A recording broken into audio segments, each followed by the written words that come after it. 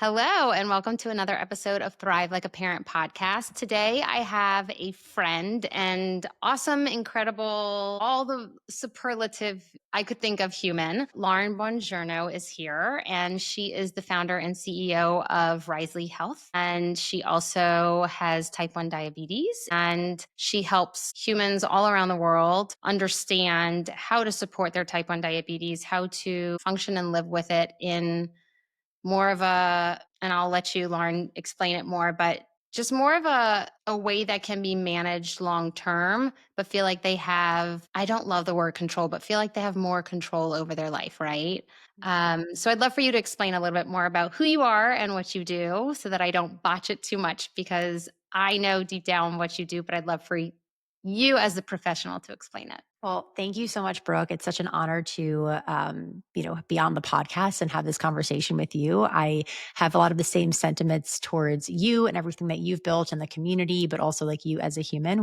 We're just on that same energetic frequency, and it's the best. Yeah, a little bit of background on me. So I was diagnosed with type 1 diabetes when I was 7 years old, and I live in New York. I grew up in New York and had great endocrinologist and great healthcare experience growing up. And that isn't the truth for a lot of people. And even though I had, great support from my healthcare team, I still struggled. And what I mean by that is when I was diagnosed, kind of the language in the room was, you got this. Like, don't let diabetes stop you from doing anything, right? Like, you're just going to continue forging on, through life toward your dreams, your goals, whatever you want to do, like, it's possible. And I think that, now I'm a new parent, have a 6-month-old baby. Like, I understand that you're not doing everything perfect. You're going to say and do things like the best you can in those moments. And at the time, that's the message that my parents, thought was best to empower me with. And it worked for a short amount of time. I say a short amount of time. I've had diabetes now for 25 years. It worked for the first decade because for the first decade, it was like, your blood sugar's high. It's okay. Like, go take that test at school. All right, let's get it down. Oh, shoot. Now you're in the middle of a soccer game and your blood sugar is low. Okay, just go on the sidelines, chug some juice and get back. And it was this constant roller coaster. But I had an understanding that, well, this is just life with diabetes. And your job is just to accept that and to do the best you can with your mindset, but this is how it's always going to be. And then I hit one of my dreams and my goals, which was to play Division 1 soccer in college, and I got down there in North Carolina to play. And I remember, like, the first couple of weeks I was playing at this level that I had never played at before. Like, I was a competitive athlete, but I mean, you're talking a whole different ball game. And I had like my first ever kind of like mental kind of like breakdown of like crying of like, I can't do this. Like, I don't know why I can't compete with like everybody else, why everything feels so much harder. And it was because I was trying to power through. I was trying to just power through the highs and the lows. But the way that it used to work for me, it suddenly in this environment wasn't working anymore. And for the first time in my life, diabetes became something that was limiting to me or limiting me and my potential. So I ended up actually stopping playing soccer, which is when your whole identity is wrapped up in that as a child, and then you get there and then it's not taken away from you, but you take a step back because you realize it's not, serving you. And now, years later, you kind of realize, oh, that was like tied to diabetes and you're not really learning how to properly manage it. That, does something to you. But all to say, I had all this extra time. And with this extra time, I started to become really just invested in my body and nutrition and kind of like biohacking before biohacking was really like a thing, I would say. And I was seeing like my blood sugars just, in these places that I was never able to get it before. And I was like, wait, why weren't my doctors talking to me about this? And why wasn't I taught this? And you're telling me that,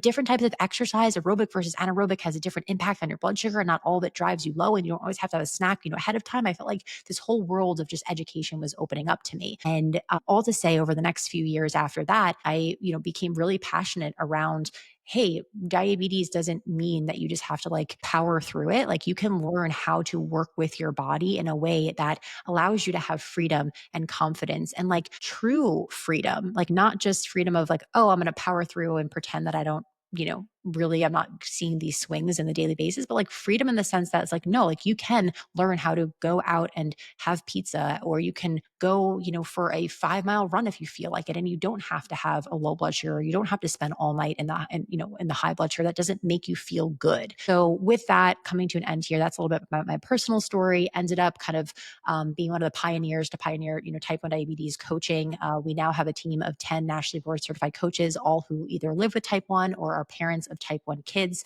We've coached almost 2,000 people over the years.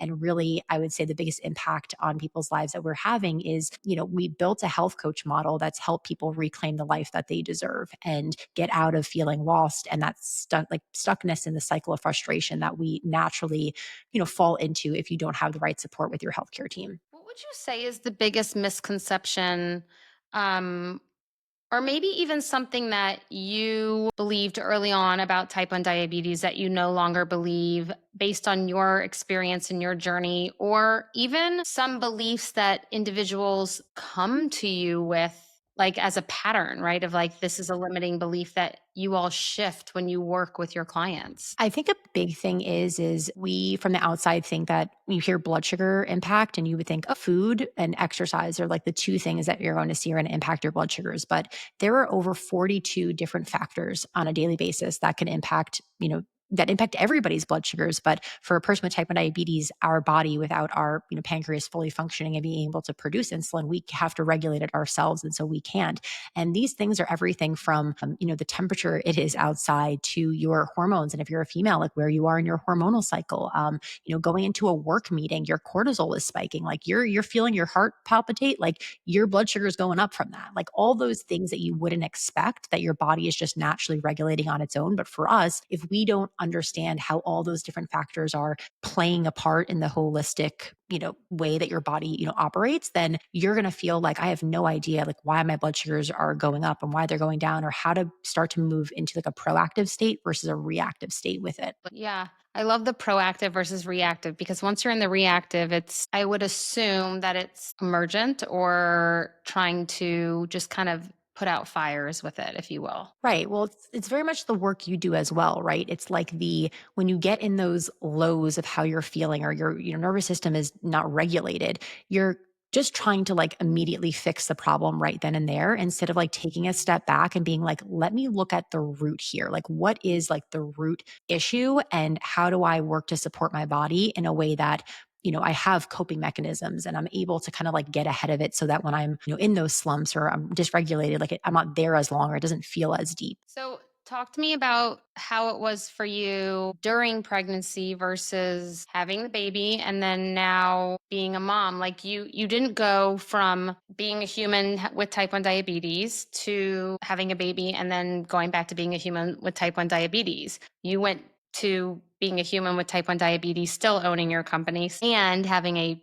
child that you need to keep alive. So like how have things been for you mindset wise and how has that flow been for you? Yeah, it's a great question. I would say it's really hard. Like, if I'm being honest, right? Like, you're juggling a lot. I think motherhood alone, right? I see moms in a different light than I did before. Like, you always understood, like, oh, it's a gift and it's a sacrifice. But like, really understanding like how much emotional, mental, physical energy goes into it, right? Like, I think my biggest gratitude is to myself for years ago doing the work to get to the place that I was with my diabetes. Because if I was all over the place with my numbers, now after pregnancy and being, 10 times more exhausted and still not sleeping great, or, trying to operate, the business and continue us growing to impact more lives, like I would probably be in the same position that I was years ago when I had to quit playing collegiate soccer because I'd be like having mental breakdowns every day and like, I can't do this. And of course, I have tough days and hard times that I'm leaning on my husband or my family being like, I need you to tap in. Like, I just need like an hour, but like, it's not a burnout that I have experienced in the past. And that a lot of people with type 1 diabetes, experience, unfortunately. Would say that I have a similar path in terms of like doing the work on my self regulation. I fully practice what I preach, and there is absolutely no way that I could parent the way that I parent and lead the way that I lead as, a CEO myself and support my clients. Like there's just no way I could do what I do unless I had done this work on myself prior to. If I was like a dumpster fire of I mean, I would have big highs and big lows, and the lows were burnouts, right? The lows for me were like snapping and just miserable, and they were never fun. Um and from doing this work prior to Jonathan passing, I would say that I had the tools to be able to just implement, right? Like continue implementing. And I think that that's probably a core theme for you and I that we both really want to push and come across and explain to any of our community or anyone who happens to stumble on our page or walk through our door is that we don't want to just give you a band aid. We want to give you a lifestyle. We want to give you something that is actually going to work for the rest of your life because it is miserable to yo yo in and out of those numbers, or it is miserable to yo yo in between burnout and over functioning, and it's just exhausting, right? So if we can help people and educate them and have them understand and become the expert on their own body and their own brain, then you can empower yourself to live the life that you're truly longing to live. Right. And I think where the problem lies is that unless you've been on both sides, unless you've been on the side of feeling like how we have both felt in the past, and then we're, have like reclaimed that part of ourselves and are living this like more vibrant, energized, life. Like, of course, we both go through things and we have our moments, but like for the most part, it's really hard to be able to see like when you're in it that life can be better. And Yes. especially when you're so tired and you're already kind of like in the hole. If you tell somebody, oh, I want you to now spend more time, right? Like more energy working on And your money, mindset, right, time, exactly, all energy, of it. and money, And- oh, right? exactly, exactly, like that, or on your diabetes, like it's hard for them to say, well, is it even going to be worth it? Or I don't have time for it, or I'm already so busy, and this, and this. And all of that is like, yes, but it's also keeping you stuck, right? Like nothing changes if nothing changes. And I don't know, like I've always been somebody who's just like, you have one life. And if something is off, I think of it as a Rubik's Cube. If you have a Rubik's Cube and that's representative of your life, and you are seeing the colors on all different sides, and it's representative of how you're feeling, which is just probably like overwhelmed and like exhausted, burnt out, and like, where do I even start? It doesn't like, you just have to start, and you have to know that like life is going to feel better when the colors on each side are, correct. Line, totally, Aligned. a Thank you.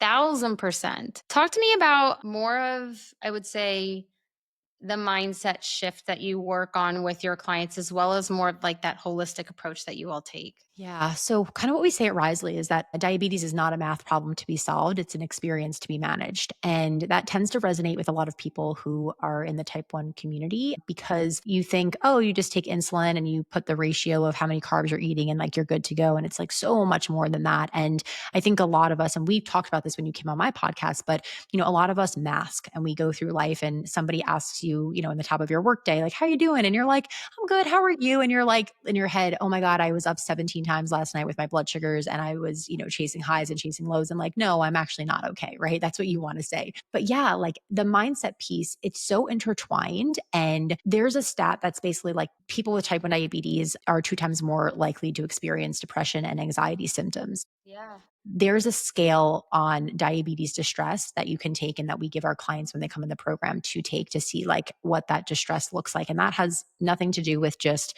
like the carb counts and the insulin rates, right? That has to do with like, how are you feeling day to day with everything going on in your life with diabetes? And I mean, more times than not, like you'll have somebody who takes that test who comes into our program being like, oh, wow, my score came back pretty high. Like I didn't even realize like how distressed I was. And clinically, I would say like depression for sure, that's outside of our scope. But like anxiety is interesting because I've heard a lot of people say, well, anxiety should be treated by, therapists and psychologists. And everybody who comes into our programs is anxious, right? And working on the diabetes piece is the thing that solves their anxiety levels because we help them feel more empowered with what's going on with their body. We, create community for them. Hey, you don't have to be alone in this. Like let me introduce you to, 50 other people who also are struggling and you're not the only one. Also helping them just understand their limiting beliefs and the shame that has come up and has lived in their body since they got diagnosed. Maybe they were told, oh, don't tell, other family members that you have this because it can bring shame, on our family. In different cultures, like we've literally had, clients where that's been the case. You also think about PTSD, right? And if you have a low blood sugar and you're,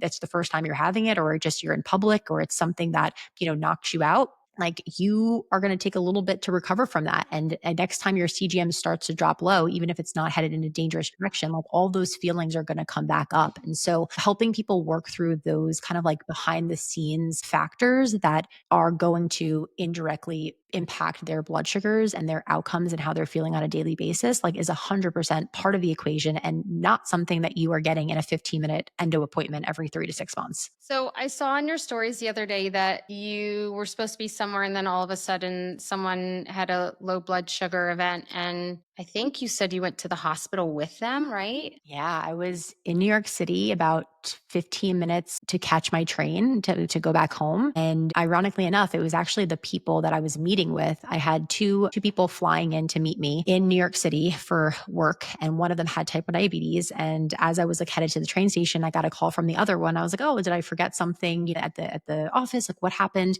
And I pick up the phone and he's panicking and he's like, "Oh my God, I don't know what to do. I don't know what to do." He passed out and like, "Please, can you come back? Like, do I need to call 911?" I'm like, "Yes, call 911." A nurse had stopped and was helping him, but he had passed out. He was having a seizure. So I'm like sprinting back like 20 blocks to get to him. And I get there and the paramedics then, eventually like bring him, put him on the stretcher, bring him into the ambulance. But they're not, they know about type 1 diabetes and they were pretty good. But I was like, we need to disconnect his insulin pump because it's currently giving him insulin. And they're like, are you sibling? Are you family? And I'm just like, listen, I'm like, I'm neither, but like, you need to take that off. Like, I will talk you through it. And then they couldn't figure it out. And they're like, all right, come in the ambulance. So I ended up going in the ambulance, helping them out. And then he ended up like regaining consciousness, but he didn't know where he was. And that must have been really scary for him too, because he wasn't, from New York, but ended up getting him to the hospital and he was okay. But all to say, yeah, like it doesn't happen every day, but it can happen, to us with type 1. And it does impact you and the way that you relate to your blood sugars and insulin and all of it. I get emotional a lot on my podcast. So my podcast viewers are used to me crying, but like that story is so gut wrenching. Number one, for someone to go through that. Number two, for someone to witness that and not know what to do, the fear for that other person. But also there's like a sense of heartbreak for me that the paramedics didn't even know what to do, Lauren. Like you knew what to do more than they did. And that just goes to show why your mission is so important and why educating humans and educating all of your clients and your community on this is so important because I mean, like, you don't have you're not a doctor, right? Like, you took it upon yourself to decide, "I'm going to take back control and understand and learn what I need to learn to be able to support myself," and then impart that wisdom onto all of our clients. And the fact that someone who is trained and should know, that insulin pump needs to be taken off, like, gosh, I hate to ask this, but I'm curious, so I'm gonna ask it. Like, what would happen if the pump wasn't taken off? Would he have just remained unconscious? So what happens when you go to a really low blood sugar number is your body actually like kicks into high gear and will burn essentially like put sugar in your bloodstream. That's like the simplest way that I can say that. So it just takes a little bit longer for your blood sugar to come up, but like it does like realize it's an emergency situation. And so the person that he was with, I'm just like retracting, or not going to say their names, but the person he was with who called me, he had gotten apple juice from like across the street at like a deli, and I think had given him a little bit. And so he already was starting to come back up. Yes. But I mean, listen, I have another crazy story. We had a client, she was home alone, had two kids under the age of 6, and she passed out by herself. I get chills every time I tell this story. She passed out from a low blood sugar by herself. And if it wasn't for her 6-year-old that knew enough to pick up the phone and call the ambulance, like she likely would not have made it. She was at a really, really, really low blood sugar. And to me, right, that is a wake up call of like, okay, like diabetes is not just something to mess with. We're not invincible, right? And it kicks people into high gear sometimes. But then also B, yeah, like the impact that has on the children and them, right? Like saving their mom. And like, oh gosh, now I'm going to get emotional. Like, I think now being a mom myself, like it's even more to me like crucial that like I take care of myself. And I know there are things that like are out of our control, but like our how we are as adults, we all know, like stems from our childhood experiences. And I even have somebody close to me who had a rough childhood in the sense of like a parent was really sick like their whole entire life since third Yeah. grade, like literally to this day, but is still with us. And it's just so much of their anxiety and how they see the world and view things, like you can tell like literally stems from that experience. And so I think that the best thing that we can do as parents, right, is like take care of ourselves and model a healthy relationship that like I can take care of me as mom and like you don't have to worry about me. Yep. How has it been for you to be able to focus in on making sure that your numbers are where they are, or where you want them, or moving your body, or getting the sleep that you need? Because you said there's 42 markers. It's not just simple math of carbs and this and that, right? So how have you been able to get back to a place of like finding, I don't ever believe there's true balance, but how have you been able to find a way to make sure it's all important, right? Like, how have you found the way to be able to, like, when your baby's crying, like, but you're like, I am not doing well. I need to lay down, or like, what you need for your body. Like, I can imagine it's a whole new world of navigation for you. Yeah, and I think that's the thing that I struggled with the most is the loss of autonomy, right? And when you have a high blood sugar and it's, the afternoon and towards the end of the workday and you've been on Zoom calls all day and you're like, oh, my blood sugar is high. Like, I just want to go to the gym now, right? And I have my, person who's been watching Luca all day and now they're like, okay, bye, see you tomorrow. And I'm like, and they're handing him to me and I'm like, okay, like what are we going to do here? Like, I have to be with him. Like, maybe I could go for a walk, but oh shoot, it's raining out, right? You lose that freedom in a way. So I really try to be as proactive as possible. And I'm trying to think from the place of, how can I communicate with my partner and with my family? Hey, like I want to go to the gym, on Saturday morning, or, I have been eating, we've been eating out 3 days in a row and that's not helpful for my blood sugars because we're just, in that still like that early phase. Like, can you guys help bring over a meal? I think asking for help has been the biggest thing, if I'm being honest. And Yeah. I probably more than I want to, right? Like I want to be able in my mind to like do it all, but like I just don't think it's possible. And so I've kind of just like dropped the facade that I have it and I'm just like, I need help. Like, here's how you can help me. Totally. I think that's the best way to be. And I think it takes a lot of courage to ask for help. I think so many of us are really not that great at asking for help, but we have to ask for help in order to be able to show up for ourselves, and our children are the ones that we love most, you know? And I think I value like really, really high up my list of values are like energy and feeling good. Like when I came back after like that like 8, 12 week period, like, back to work, like I was excited. Like I didn't know how I was gonna feel, but like I was excited because it was like, okay, this is like the end of that first like 12 week newborn, bubble in the trenches. Like I'm ready to start feeling good again. It's not about bouncing back. It's about like I miss that like energy and that clarity and that like, zest. And maybe it's not 100% like it was before, but like Yeah, I'm constantly totally. every single day asking myself, like, what is going to move the needle forward to feeling good? And it's not anymore an option of going, for an hour workout and then going to, meet friends for whatever. It's Right. literally like maybe 15 minutes, but like that 15 minutes makes a difference. 1,000%. 1,000%. It really does. Like I think that women in particular and moms in particular underestimate the power of 3 minutes, 5 minutes. Like honestly, like it gives you back autonomy of like, I got 3 minutes. Like I know that sounds crazy, but it's honestly the autonomy piece of like, I got to decide what I did for these moments. And it's so, so important. Talk to me about technology and the world of type 1 diabetes. Are we scared of it? Are we excited for it? Are things going well in that direction? Or is it moving people away from truly understanding what they need to understand and just relying on technology more? Where are you at with all of that? Oh my gosh, we're opening up a can of worms here. Why not?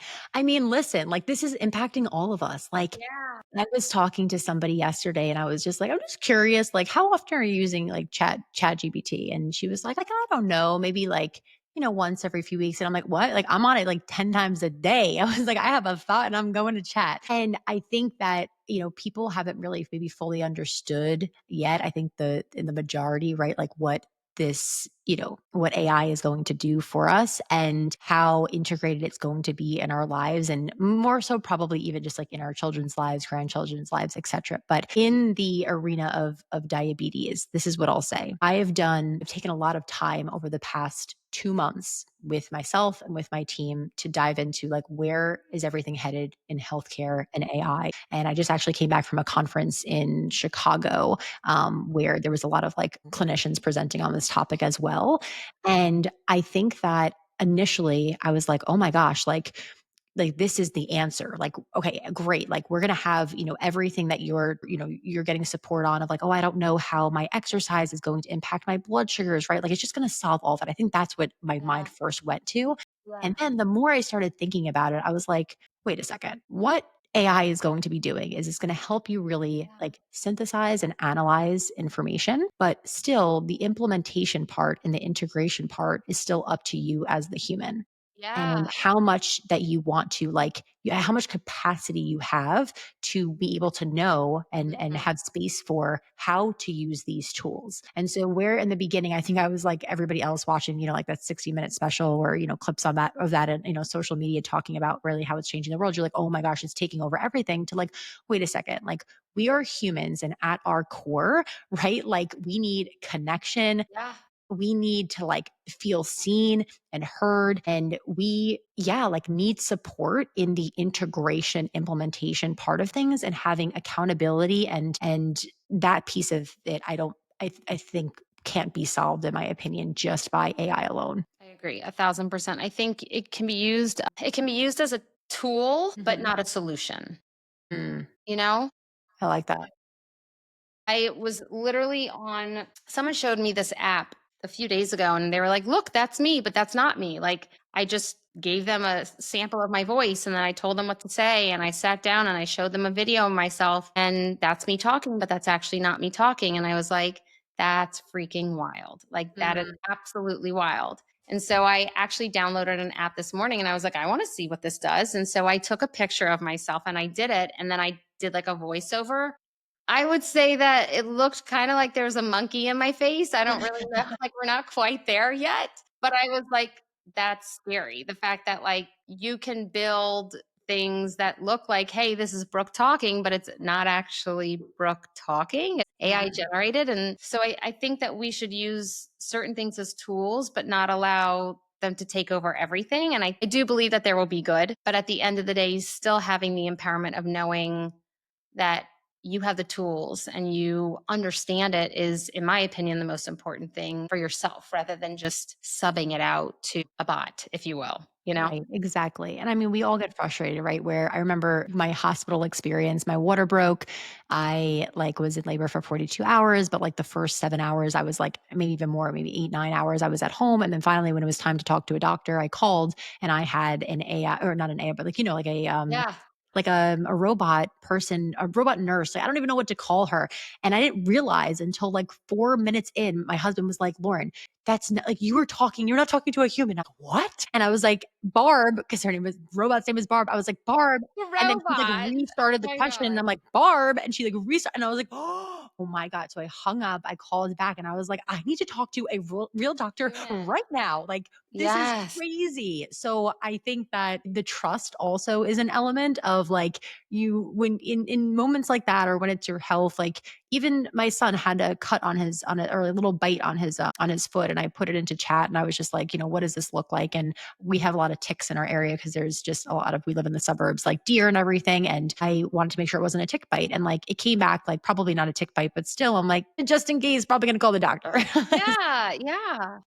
Okay, so do you ever feel pressure to look like you have the perfect type 1 diabetes experience on social media based on what you do and what you represent and your company? And do you feel like you need to show people that you've got it all together, if you will? I think that would be exhausting if I focused on that all day long. Agree. I have been on social media since Mhm. 2014, I want to say, or Yep. 2015. So very early on Instagram days. And in the beginning, I was trying to emulate other creators that I had, followed. And I was like, am I this version of myself today or this version? I couldn't, understand. I also think I was in my 20s, like quote unquote growing up on social media, like Yeah, showcasing myself, but also totally. like figuring out who I was at the same time, which was hard. And now I'm, in my 30s, and I don't know if it's just the nature of like, being more secure in who I am or whatnot, and just like the confidence in what we've built. But I'm just like, you are seeing like the authentic version of me. I promise. Like, of course, it's not like a perfect representation of my life. Like, I'm not coming on social when, me and my husband have a disagreement and just being like, oh my God, guys. Like, it's just like not my, my thing. So you're not seeing It's like, not like, "Do oh, you wanna watch me wipe my kid's butt and right, change his diaper?" Like, exactly. you're Like, you're not not seeing yeah. everything, but like I'm the person that you're seeing when I do show up is very me. I think the problem that comes up sometimes is I will get DMs from people who, not always, but like people who are a little bit bitter and will say to me, your numbers can't be that perfect, or like, why are you just showcasing the good? And I try to do my best when I'm not having a great diabetes day to showcase it, to show everybody that I'm not perfect and don't aspire to be me because of perfection, but I Yeah. do show what my life is like with diabetes because I want to show it not for perfection, but for possibility and what your life can be and be an example of that. And I have worked really, really hard over many years and put in a lot of hours and reps or whatnot to get to this place. So I think when somebody messages me and says, like, your numbers can't be that perfect, or, you're not showing the whole thing or whatever it is, I kind of want to be like, I know that I'm triggering to you. And that's what's happening because, you're frustrated that maybe your numbers don't look like X, Y, and Z, but also like my numbers don't look like that all the time either. Like it is a balance. So I think that I struggle without having that like context collapse on Instagram where I, can constantly, I'm posting something for everybody and not speaking to like every single person directly. Because if I was, I would address things in a different way with a different context or say something before, after to kind of cushion it for somebody or make them understand like whatever pieces would help them feel 100% empowered. But yeah, all to say, I don't aim to show up and feel pressure to feel perfection. I kind of just show up as who I am. But I really do try, I would say, to sprinkle in the tough diabetes days because I have them and I don't want anybody to ever look at me and say, like, oh, your, numbers are perfect all the time because it's just not the case and it's not possible. I mean, I've definitely seen where you have shown the hard and, um, I remember one time you were like, "I'm using this backup. This thing isn't working. This was beeping all night." Like, Mhm. one of something was malfunctioning. And I would agree that there's that trigger there, right? Of like maybe we want to be able to get to where you are or someone else is. But there can also be like anger in our own journey of, well, I want to be there, but I'm not there yet. And I don't know how to get there, or I'm not ready to put in the work to get there, you know? Or I don't think that that's possible for me. Like, I know I've been in points in my life with either my health or my career, whatever it is, where I looked at people that I looked up to and I'm like, but how? Like, how are you operating like that or whatnot? And there has to be like, just a different side that we're not seeing. But ultimately, like what I realize now being on the other side of it is like, no, like it's not that. Like it's possible for you if you have the right support, and I think that's the caveat. 1,000%. Mhm.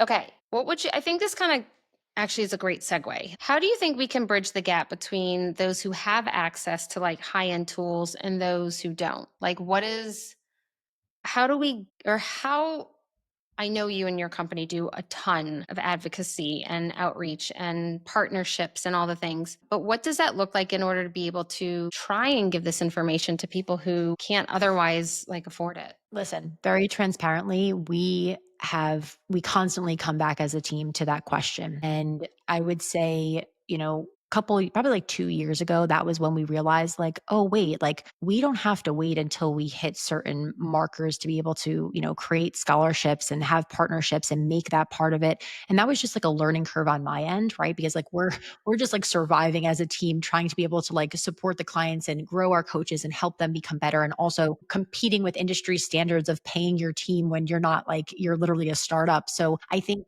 I had that in my mind of like, oh, when we hit this, that's when we can like create a whole nonprofit subsidiary. We can do this big thing. And then I realized, wait, it doesn't have to be this big thing. Like we could actually just start small and grow it over time. And like that's better than nothing. And so for the past 2 years, we've been growing our coaching scholarship like side of our company. And it's like so fulfilling. And we just focus on like one life at a time that we're impacting. But then on the other end of things, like, kind of like the collective that you launched, right? It's like how I think we get frustrated around just like what do people want and what's also like an equal value exchange. And I think, of course everybody would want like high touch, high end, coaching with our team, but if that isn't accessible, like we have to have other options to be able to, give people, because we want to help as many people as possible. And so about like 3 years ago, we launched what we call the Cornerstone classes, which are kind of like the masterclass of diabetes, these like mini, 30-minute videos on different topics for like $36. And we thought that that's what people would like. We're like, oh, here, like we created this for you. And we spend, oh my gosh, so much time. I can't even tell you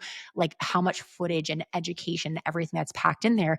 But it just didn't like land with the community in the way that I thought it would. And I was like, okay, like not, this isn't it. And so we're constantly, trying to think about like, what is that next thing? And so we are working on something that, hopefully in the next 6 months is going to be able to come out and come to fruition. And it's probably like, if it works out, like the biggest thing that we've, ever done and big swing that we've taken. But I really do think that it's going to be able to help people with the community end of things, the also like using AI to like help learn your body's patterns, but then also still having like the coaching aspect to have access to, and, me involved, at this level as well. So we'll see. We're always evolving and trying to listen to our community and seeing what they want and what they need, and just trying to figure it out along the way. Yeah, I would say I'm where you're at. Accessibility to this information should be not a luxury, if you will, but at the same time, the amount of man hours and time and back end and like we both have a very large team at this point, and at one point it was just me, and being able to do everything is not feasible, and so I had to have a team in order to be able to be where I needed to be in the company. And so, same with you. People have asked and asked and asked, and I have tried lower ticket items, if you will, and sometimes they just don't hit. I'm still not quite sure. Sometimes I think it's that we as individuals need a little bit more skin in the game to actually like do it, if you will. Mm.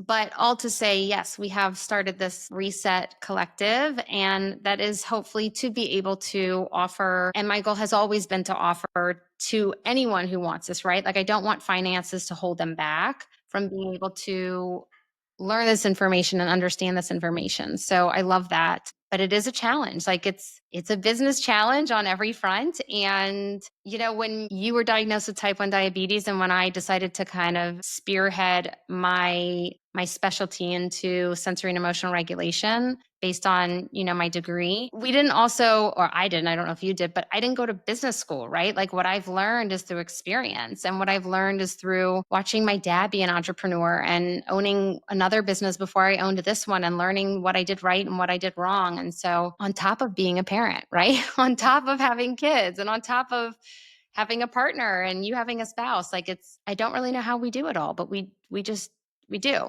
Yeah. And on top of it, we work really hard to take care of ourselves as well. Yeah, I think it's a lot, on the personal side, and then on the Yeah. business side, to your point, like we're both, I think, though, we can acknowledge that sure, the healthcare system should be doing these things and supporting people with this, but realistically, like they're not. And so we're not part of the healthcare system. We're creating solutions that support, the healthcare system. And it's, at least for us right now, it's not covered through insurance, but like we are Right. actively like working, and always being a small team, I feel like we're trying to solve like a major problem. So I have to kind of like level set with myself and be like, okay, like, I don't know if you're going to be able to solve this, but like we are imagining a day where like health coaching, right, like is covered, or is covered under insurance, and it should be, because the outcomes that our coaching members have, we like fix the national average of A1Cs lower than a 7. And if 21% of people have an A1C in the country lower than a 7, and we're able to exit people, 68.7% of people in our programs with an A1C below 7, like don't you think insurance would want to cover that?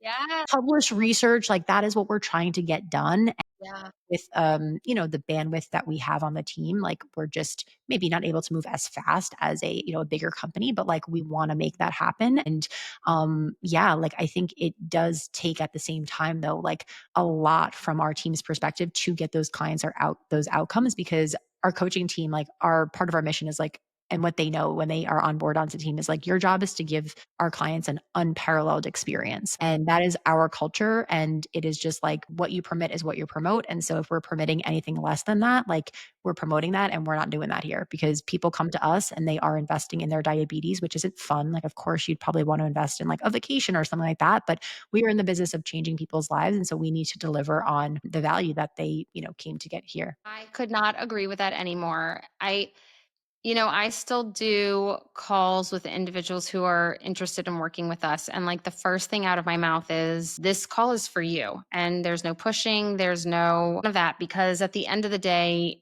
I want this decision to be for you. You are the one that's deciding whether this is the right place for you. You are the one that's deciding to do this work and give the energy and the finances on yourself. And so this has to be a choice that you make. And I believe that when they do make that choice, and it is an autonomous choice, then that's part of the work, in my opinion, is saying yes, is making the choice to dive in and lean in and trust, because you don't have a crystal ball. You don't know where you're going to be at the end. And I think that's the scariest part, is our brains crave such structure, stability, and control that maybe just continuing on doing what we're doing feels safe because that's what our brain is telling us, right? But doing something different than we've done feels super, super scary. And our brain is going to say, like, that feels like I need to stop, drop, and roll in a burning building.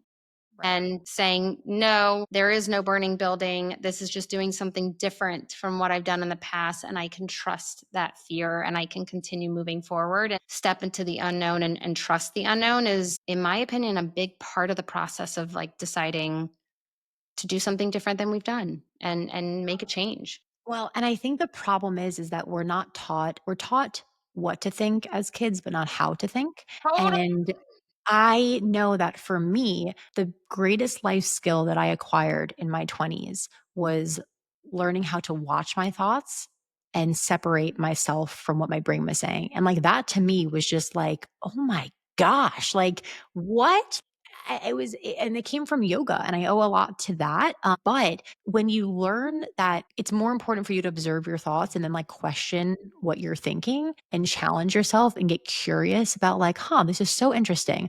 I know I'm struggling. I know I'm dysregulated. I know that I need support. I'm here asking for support. But then ultimately I'm like, no, no, no, like I can't do this. Like this, it's not right. It's not the time. And like all those like self protective mechanisms come up. Instead of just following them blindly, it's stopping and being like, this is interesting. Like, why is this coming up for me? And some of those blocks, and they're not all excuses, like some of them are real for people 100%, but some of them, sometimes they're not. And so all it is just like pausing to ask yourself, like, is this actually like my heart speaking and truth, or is this a story that I'm telling Yeah. myself and is going to keep me stuck in this cycle that I'm currently in that I know is not serving me? 1,000%. I think that's one of the biggest things that I believe is such a disservice, is that we do not learn how to feel our emotions. Like there's classes for history, there's classes for science, there's classes for math, but it's like, what about learning our body and our brain? Like where did that class go, right? And so most of us are learning it, especially my clients are learning it in their 20s and 30s and 40s and 50s. Like I have clients all over the lifespan, and I work really hard to teach the client how to support their child into learning how to feel their feelings, into observing their feelings, because that is part of regulation. And you can't, if you're ignoring all of that, there's no way you can figure out how to support yourself or what you need if you're ignoring everything and just trying to keep up with the social norms or maintain status quo, right? It's just you're going. And kind of like when you were playing soccer, it's like you were just pushing through, you were just going. That's not how to fully function in our lives and truly listen in and take care of ourselves. And I think the world would be such a better place if people knew how to tune into their feelings, regulate them, and communicate. Truly believe it. Like, 10%.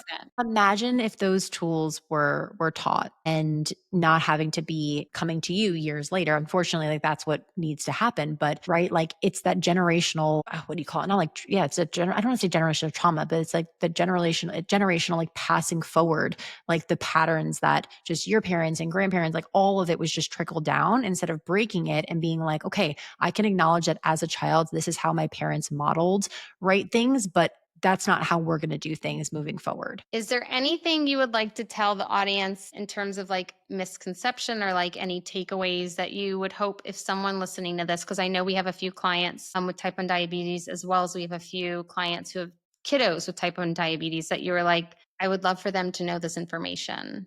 Is there any last advice you would give them? So I'd probably say that we often compartmentalize our diabetes and we put it in the back seat and we don't fully realize that it's part of us. And once you do realize that it is part of you and you then realize that it's impacting your career, your relationships, how you show up in the world, right? Like your experiences in life, like all of it.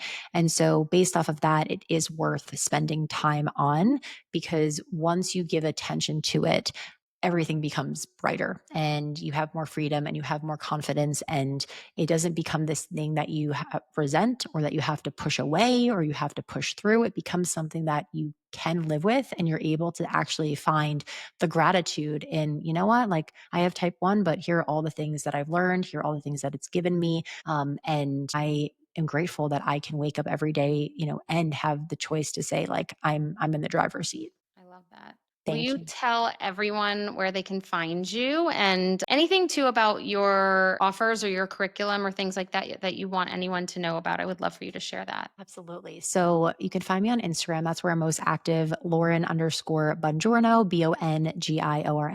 The company is Risely Health, Risely health.com. And yeah, if you're somebody listening who has type 1 or you're a parent of a child with type 1 diabetes, you can go to our website, apply to coaching, get on a call. It's similar to what Dr. Brooke described, where it's a call with one of the specialists on our team that we're really here to just, on that first call, dig into what are your blocks, what has been keeping you stuck, how are you feeling. For many people it's like the first time for they have like an hour to really just like spill all of that out, and it could be healthy just in that initial call, but then we'll help kind of guide you into the right program that might be a best fit for you. So yeah, I also have a podcast. Brooke's been on it. It's Reclaim Your Rise on anywhere you listen to podcasts. And thank you just so much, Brooke, for this conversation and for everybody who listened. Thank you for being here and thank you for coming. Until next time, XOXO, Dr. B.